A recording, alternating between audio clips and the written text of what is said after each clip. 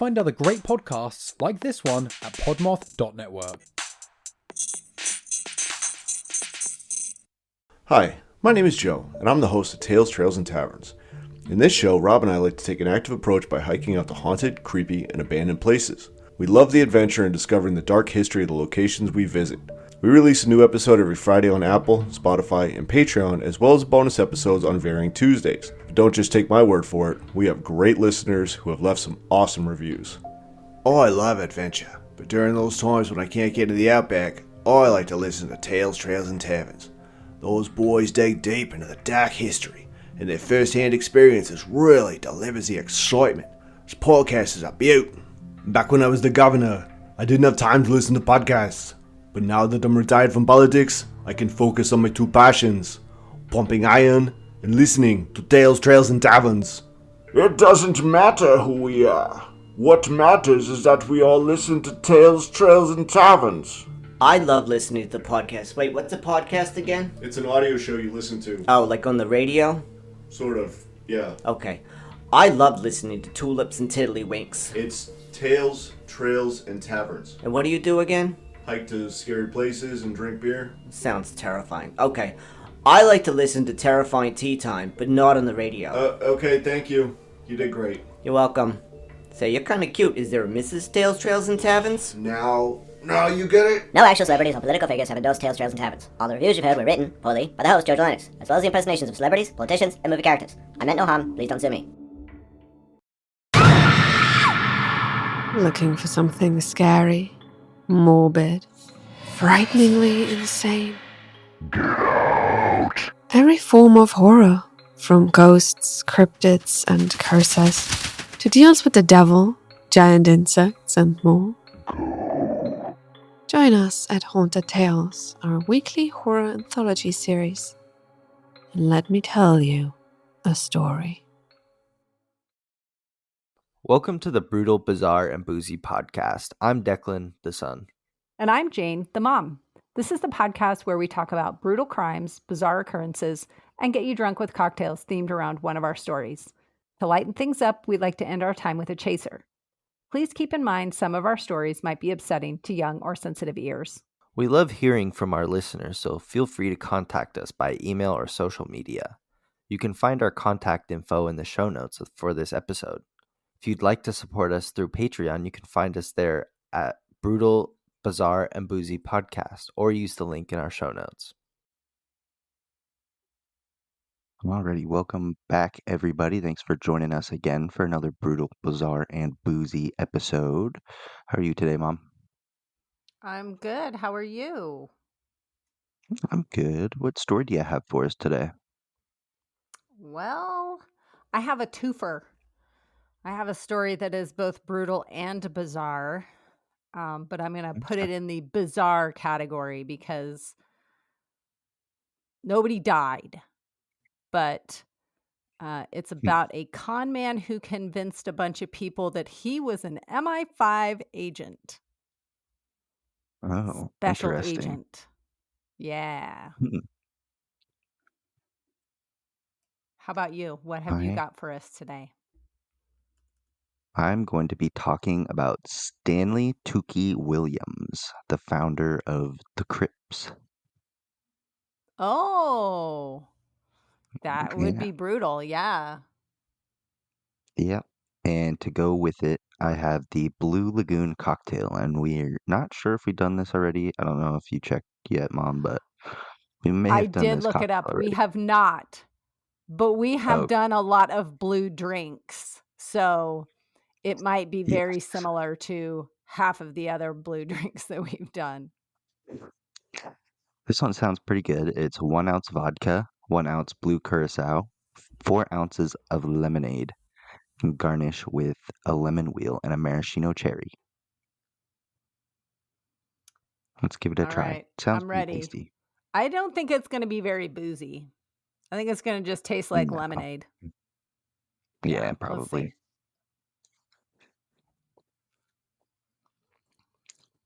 That's I pretty don't good. taste any alcohol in it.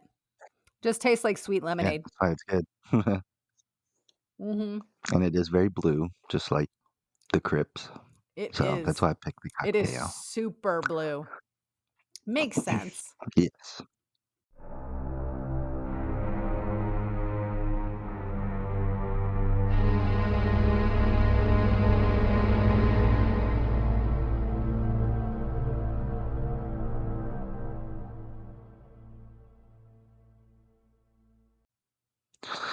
Okay, let's get into Stanley Tookie Williams. So Stanley Tookie Williams was born on December 29th, 1953 in Shreveport, Louisiana. He was usually called by his middle name Tookie. When So Tookie I'm was curious, 1, his how do you spell Tookie? Like cookie? Tookie, like cookie with a T. Okay, so cookie with a T. Okay. Yeah. When he was 1, his father left his life, and so he and his mother, Louisiana Williams, which is an interesting name, living in Louisiana, having your name be Louisiana. That is, yes. So That is an they interesting both, little. yeah, they both picked up everything and moved to South Central Los Angeles. As a kid, he would make money by betting on just about anything with the older kids. This included anything from who could spit the farthest to organized street fights and dog fighting. He would often get Oh, paid to take care of the dogs after the fight. no, don't He dog gained fight. yeah, that's bad. I don't He like that. gained a reputation as a great fighter and often won most of the organized street fights he was paid to be a part of. Tookie was expelled from his high school and denied access into other schools in the area due to his fighting. In the 60s, a lot of gangs in Los Angeles were dissolving to join the Black Panther movement, which led to new, more violent gangs being formed. So, great. Tookie joined a gang at 15 and gained their respect after beating up the founder after he made a joke about his mother. In 1969, Tookie was arrested for car theft and was sent to juvenile detention. While in juvie, he picked up an interest in bodybuilding, and when he got out of juvie at 17, he was significantly larger than he was when he went in. This helped in his intimidation for fighting. Makes sense. Shortly after being released from juvie, he met Raymond Washington, who heard about Tookie's willingness to fight people who were older and bigger than him. Raymond was a gangster in the area, and the two had an idea. They wanted to dissolve the smaller regional gangs of Los Angeles and create a larger gang that essentially involved the whole city. This gang was called the Crips. There was originally 3 Crip sets, or groups, you could call it, but the East Side Crips ran by Raymond, the West Side Crips ran by Tookie, and the Compton Crips ran by their friend Mac Thomas. The 3 went on a recruiting campaign where they would challenge the leaders of other gangs, which resulted in many of the smaller independent gangs joining the Crips. At this time, most gangs would respect their territory, but Tookie would engage in acts of random violence against rival gangs and civilians. The gangs that didn't join the Crips formed their own gang called the Bloods, and a rivalry was started. Okay. Raymond and Mac were both murdered from gun violence, leaving Tookie as the sole founder and head of the Crips. Okay. During the day, Tookie worked as an anti-gang youth counselor, and at night he was the leader of a Crips gang, which is interesting. All right. So was he using it to like find new prospects for his gang by like going in and going, "Hey, you shouldn't be in gangs," and then the people that were like, "I don't know about that," he like recruits them? I'm not sure. I didn't see anything about that, but it would make sense. In Yeah. 1976, Tookie was shot in a drive-by shooting committed by the Bloods.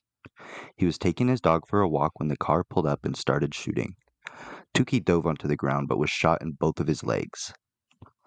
Ooh. Doctors told him he would never walk again, but after a year of rehab, he regained his ability to walk. This whole incident ultimately resulted in him abusing PCP because he was being the leader of a gang. He just got shot. His grandmother passed away. It was just he was having a tough year. Right. And they didn't have Oxy back then. Yeah, true. He lost his counseling job, and the PCP was causing him serious mental health issues, so he took a brief stay at a psychiatric ward. On February 28th, 1979, Tookie and 3 other gang members approached a 7-Eleven with a shotgun, 2 pistols, and a rifle, with the plan of robbing the store. 26-year-old Albert Owens was sweeping the parking lot and walked inside of the store to help Tookie and his friends cash out, like at the cash register. Tookie was behind Albert and pulled the shotgun from under his jacket, pointing it at Albert, telling him to shut up and keep walking. Tookie took Albert to the back storage room and forced him to lie on his stomach. He then shot the video camera equipment and then shot Albert twice in the back. The men then proceeded to rob the convenience store. Several months later, Tookie entered the Brookhaven Motel, which was run by 76-year-old Yen Yi Yang and his family. Tookie walked right over to the private office area of the motel armed with a shotgun. He kicked down the door to the office where he found Yen, his wife, Sai Shai, and his daughter, Yu Chin. He shot and killed all 3 of them at point-blank range and then proceeded to empty out the cash register and leave. That's not Tookie was nice. arrested and convicted of all 4 murders. Yeah, no, not nice at all. So he was arrested and convicted of all 4 murders and was sentenced to death in 1981. While in prison, he denounced his gang, created a children's book warning kids about gang violence, and was even nominated multiple times for the Nobel Peace Prize. What? Yeah. Well, back up. What were his nominations for the Nobel Peace Prize for? Because he said, oh, you shouldn't join a gang? Or because he wrote a children's book? Advocating for younger people not to join gangs, I believe. Like, I don't know. He was nominated, but I don't think he ever won any of them. I don't know how I feel about that. Yeah. In 2005, multiple courts decided against a retrial, and the governor at the time, Arnold Schwarzenegger, denied clemency for Tookie. On December 13, 2005, he was executed by lethal injection at the San Quentin State Prison. Whoa. I did not know that. Interesting story. Wow. Yeah. I wasn't expecting that ending. I thought he would still be sitting in there. Well, because I mean, California hasn't. I think he a was lot like of states the haven't. 12th person to get killed on death row in California in like a super long time. Like they don't really kill. You could be on death row but still not get executed. Like a lot of people just sit there. And now they've gotten rid of it altogether, and everybody's just a life sentence basically. But I didn't, and I mean, if it were 1970s, I wouldn't be surprised if they had executed him. But in the after 2000, yeah, I mean, it was what'd you say, 2004, 2005. That's still like, wow, that's not that long ago. So. Okay, 20 years, but come on.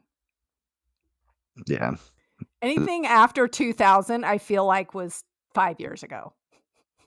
No, time is flying. It does. Wow. Okay, I honestly was not expecting that. I did not know that information. Wild. Yeah, it's wild story.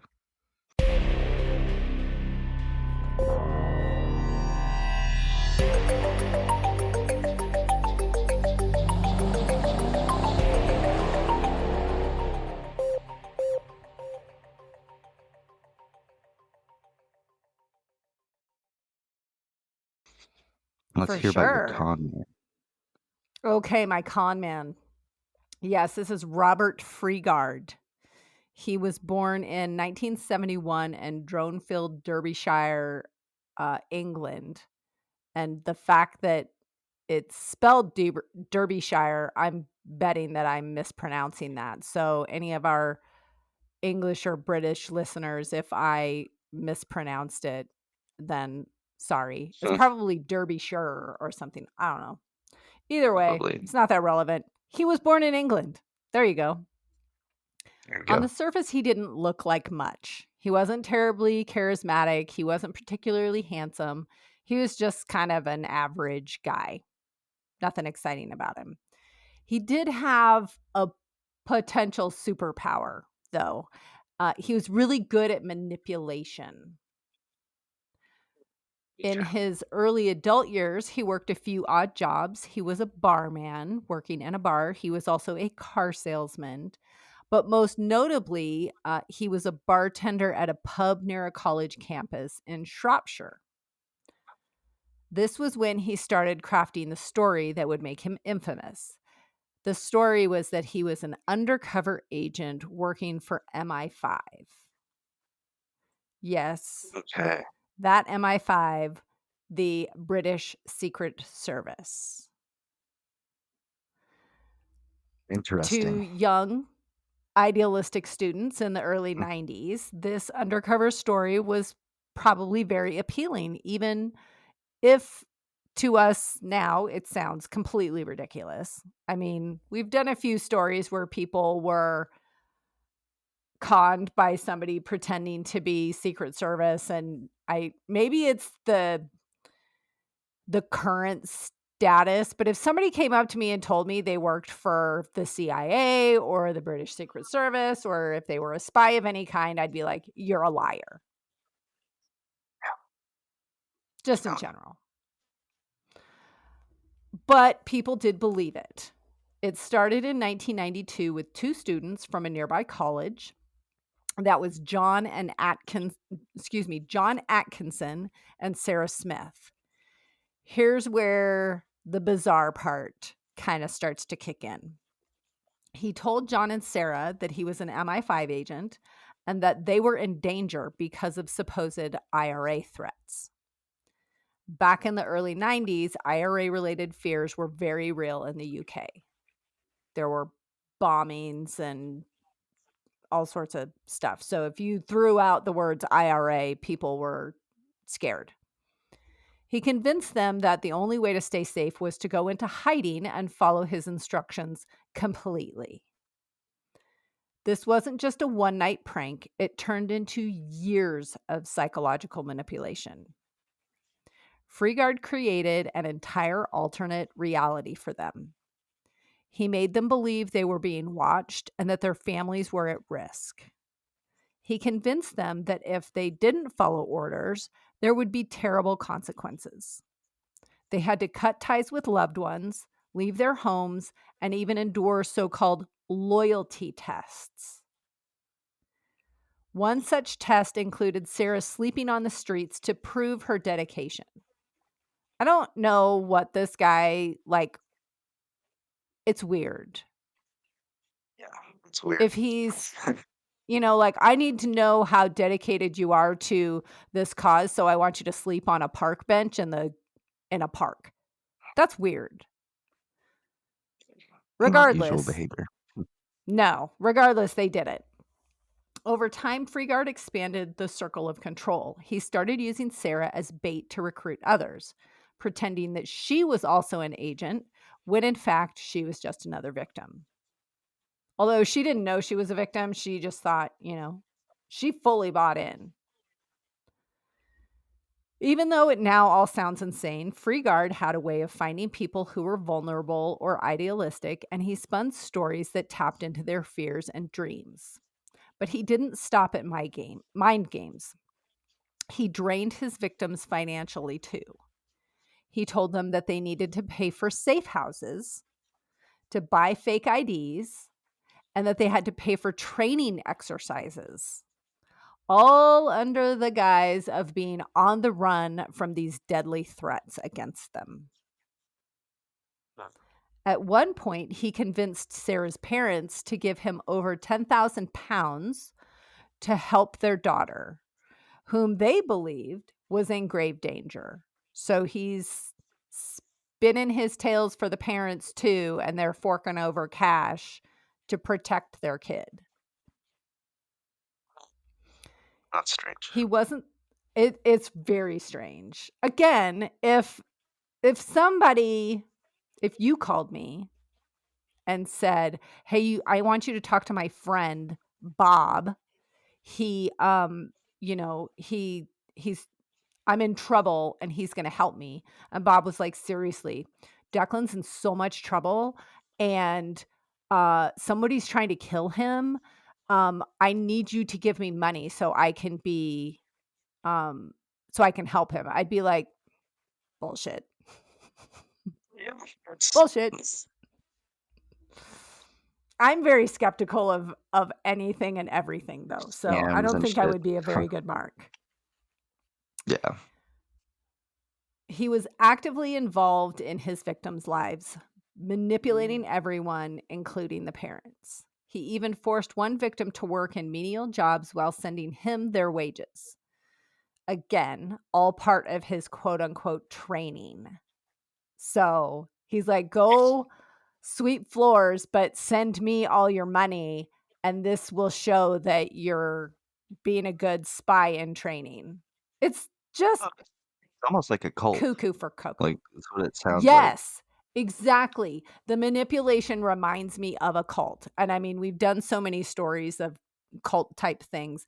The only difference I would say with this one is that his victims they didn't necessarily know each other. You know, like the two, John and Sarah, they knew each other, I think. But, you know, it was like these little pods of victims, not like a group together. He kept victims moving from town to town, living in cars or cheap motels, always watching, always issuing orders, and always demanding more money from them. The con wasn't just about the cash, it was about complete control of the people and their lives. One of his tactics was cutting off people from their families and their previous lives. He convinced multiple victims that their parents were part of a terrorist plot or could not be trusted. So I'm telling you now, Deklan, I'm not part of a terrorist plot, and you can trust me. Just so you know, Well, I'm putting it that's on the what a record. terrorist would say. That's what a terrorist would say. That's a good point. Shit. All right, we're going to have a loyalty test. Mhm. Yeah. Yes. Some families even believe their children were dead. One of his victims became the mother of his children. Her name was Maria Hendy, and they had 2 children while she was under his control. She was isolated from the outside world for nearly a decade. She worked long hours at low-paying jobs, and Freegard would take the money for quote-unquote protection. Yeah, sure. She couldn't even use her real name or visit family. He used fear, isolation, and lies to control his victims, and people believed him, not just for days or weeks, but for years, which is boggling to my mind. He wasn't content with just 1 or 2 victims either. Over the years, he created a whole network of lies, and his manipulation only became more refined with each new target. So he's like getting better at his con. Once he had a grip on a person, he isolated them from their friends and family, took control over their movements, and drained their bank accounts. But this wasn't just a financial con. Like I said, it was the psychological dominance. One victim, Elizabeth Bartholomew, was a legal secretary when she met Freegard. He went in with the secret agent story, and she told her that he needed help with a secret operation. Which, okay, side note, have you seen the movie with Jamie Lee Curtis and Arnold Schwarzenegger? I think it's called True Lies, where he's an actual spy. I think we've watched it together. He's a spy and she's just a common housewife. And then she meets a guy in a bar. I think it was Bill Pullman was the actor. And he tells her that he is a spy. Anyway, it reminded me of this where he like comes on to this woman, Bull Pullman. He is not a spy. He's just some weirdo who's trying to con women into sleeping with him and stuff. And he figures that like the secret agent spy thing is a cool tactic. But it totally reminded me of that. So he tells it 100%. Yeah. So Elizabeth ends up handing over thousands of pounds and went completely off the grid, abandoning her old life. Then there was Carolyn Cowper, a lawyer from London. Freegard dated her while simultaneously dating and controlling other women. He convinced Caroline to take out a loan for a new car, which he promptly took and never returned. Not the car, but the money. So no car ever showed up. She later found herself 14,000 pounds in debt. By this point, Freegard wasn't just a scammer. He was a full-blown cult-like figure, like you mentioned. Operating without a group compound, just using fear and life as his weapons. So how does a bartender turned fake spy finally get caught? You might be wondering. With the victim, Kimberly Adams. She was an American child psychologist. She met Freegard in 2002 through a dating site. Freegard was charming, attentive, and swept Kimberly off her feet. But things took a strange turn when he said he worked for British intelligence and was constantly on secret missions. He claimed he needed to go off the grid, and he dragged Kimberly into his make-believe story.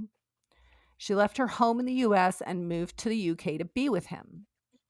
Eventually, he persuaded her to quit her job and sell her house. She gave him everything she had, which was about $100,000, which in the early 2000s is a fair amount of money. I mean, it's a fair amount of money now, but Kimberly's friends and family did not believe this bullshit story, and they were suspicious from the beginning. When they realized she was planning to marry this mysterious British man, they called law enforcement. The FBI was alerted, and they started digging into the story. Soon they were working alongside Scotland Yard and the UK's Serious Organised Crime Agency. They tracked Kimberly to a hotel where she was essentially being held under Freegard's control. Not like physically, but, you know, with all the psychological bullshit that he pulled. She was trapped in the psychological crap. So they managed to intervene before she could marry him, which is good. And she didn't disappear. Freegard was finally arrested at Heathrow Airport in a sting operation set up by law enforcement. It turned out he had multiple aliases, dozens of victims, and had conned people out of nearly £1 million in total. Jesus Christ. Which, yeah, he got some money from people. Yeah. He was charged with 10 counts of theft, 8 counts of obtaining money by deception, 2 counts of kidnapping, because he had forced people to live under false identities in fear for their lives. He didn't physically kidnap anyone. He just scared the living shit out of them, basically. In 2005, he was convicted and sentenced to life in prison, but it didn't last long. In 2007, he appealed his kidnapping convictions. His lawyers argued that the victims had gone willingly with him. Even if they were lied to and misled through the whole thing, they went with him voluntarily. So they were like, that doesn't really count as kidnapping. So the courts agreed, and the kidnapping charges were overturned. So his life sentence was reduced to 9 years because of the theft stuff. He walked out of prison in 2009, having served just under 5 years. but I'm not done with the story. You might think I'm done, but I'm not done. No. Freegard didn't go into hiding. He didn't lay low. In 2011, he had a new alias and a new girlfriend, Sandra Clifton. She was a successful woman from the UK with 2 teenage children. Once again, he wormed his way into the situation. He charmed Sandra and convinced her to cut off ties with her family. Her kids were confused and worried. They said their mom started acting like a different person. They couldn't understand what was going on. She was now distant, controlled, and cold to them. Freegard moved into her home, took over her finances, and even started using her email and name to conduct business. Her ex-husband and children tried everything they could to reach her, but she was completely under Freegard's influence. In 2022, Netflix released a documentary called The Puppet Master: Hunting the Ultimate Con Man. It detailed Freegard's history and crimes. In 2022, he was wanted in France after injuring 2 police officers with his car while trying to flee a confrontation. So he ran into some cops with his car, and they were like, "That's not cool." So they put out a warrant for him. After he was briefly on the run, he was arrested in Belgium. Earlier this year, 2025, he was convicted of violence against public officials with aggravating circumstances and was sentenced to 6 years in prison in February of this year. So Trying to run a cop hopefully over? He only got 6 years? I don't know how much physical damage occurred to the police officers, but he did hit them with his car, and so he only got 6 years. I feel like that could be attempted murder Attempted murder? charges. I don't, yeah. For real. Maybe he bumped them with the bumper or something, and they were like, "Oh my gosh, I have a Maybe. bruise now." I don't know. I didn't look into the severity of those damages or anything like that. But as of right now, he's back in prison. So we'll see. That's good. It's crazy. Yeah, it's a weird story. Another weird story. It is. It's very cult-like in the stuff that he's getting people to buy into. And how he's controlling them, and they're just like, "Here's all my money and I'll do whatever you tell me." But Yeah, it's that's the weird got part. the secret agent spin, which is weird. Yeah. So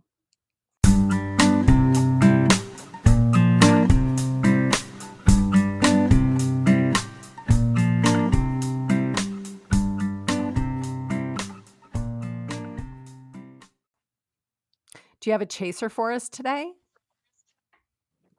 I do. My chaser is that Last of Us Season 2 is back.